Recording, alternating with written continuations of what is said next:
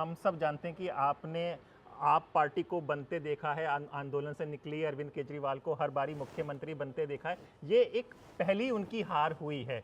इस हार को अगर आप व्यक्तिगत समझते हैं, आपने उनको राजनीतिक समझते हैं कि किस तरह से कर रहे होंगे, इस हार को वो किस तरह से देख रहे होंगे इस वक्त, इसको डिटेल इनसाइट बताइए। देखिए हैदर साहब, सबसे बड़ी बात की आम आदमी पार्टी ने आंदोलन किया, ऐसा आंदोलन किया कि देश विदेश के लोगों को अपने साथ जोड़ लिया।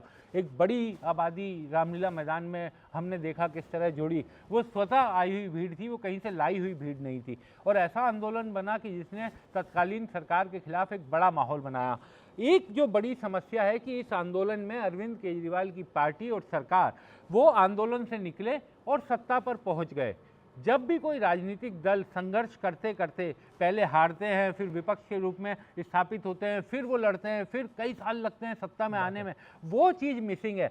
तो अरविंद केजरीवाल की भी ये बहुत बड़ी परीक्षा है और आम आदमी पार्टी की भी बहुत बड़ी परीक्षा है कि उन्होंने कभी जीवन में विपक्ष की भूमिका ही नहीं निभाई है।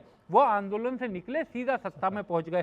तो ये जरूर है कि अब विपक्ष की भूमिका के लिए कितना तैयार है, ये जरूर देखना होगा। लेकिन जो मुझे पता चल रहा है कि अरविंद केजरीवाल ने और बाकी नेताओं ने अब इस हार को स्वीकार किया, क्योंकि उनको ऐसा लगता था कि उनका जो दिल्ली मॉडल है वो जनता की पहली पसंद बना हुआ है, लेकिन इस हार ने उन्हें भी कई सबक दिए। अब उसी कारण वो पंजाब मॉडल की बात कर रहे हैं, पंजाब मॉडल को गवर्नेंस पर ज़्यादा ध्यान देने की बात की जा रही है और दिल्ली के नेताओं को भी ग्रो किया जाए। इसी कारण अब दिल्ली की पूरी राजनीति दिल्ली के नेताओं के ऊपर छोड़ी जाएगी।